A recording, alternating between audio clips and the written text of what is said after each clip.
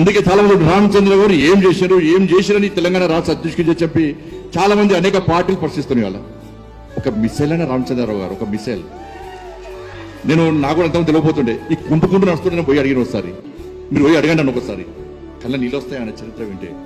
నేను పోయి అడిగిన ఏమన్నా ఈ కుంటుకుంటూ నడుస్తావు ఏం రోగం అన్నా నీకు అన్న వ్యంగ్యంగా ఆయన చెప్తున్న కళ్ళ నీళ్ళు వచ్చినాయి అన్న.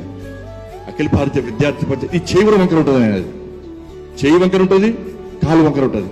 నేను పోయి అడిగినా ఏమైందా నీకు కుంటుకుంటూ నడుస్తావు ట్రీట్మెంట్ తీసుకోండి అంటే, అఖిల భారతీయ విద్యార్థి పరిషత్లో ఉస్మానియా క్యాంపస్లో ఉన్నప్పుడు అప్పుడు ఆర్ఎస్యు పీడిఎస్లు నా మీద దాడి చేసి నా కాళ్ళు చేతులు విరగొట్టిరన్నా.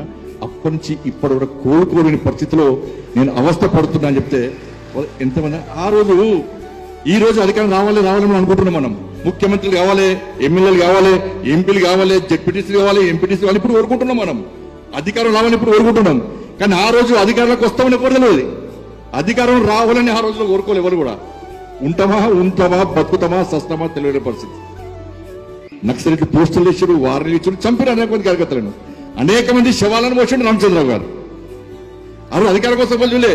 కానీ నక్సలైట్లు దాడి చేసినా, ఆర్ఎస్ పీడిఎస్ దాడి చేసినా కూడా మాకు అధికారం గురించి ఆలోచించకుండా, ఎమ్మెల్యే ఎంపీ కావాలని కోరిక లేకున్నప్పుడు కూడా ఇలా నమ్మిన సిద్ధాంతం కోసం, కాషాయపు జెండా కోసం, కమలపు జెండా కోసం కష్టపడి పనిచేసే గొప్పలు ఉన్న వీళ్ళందరూ కూడా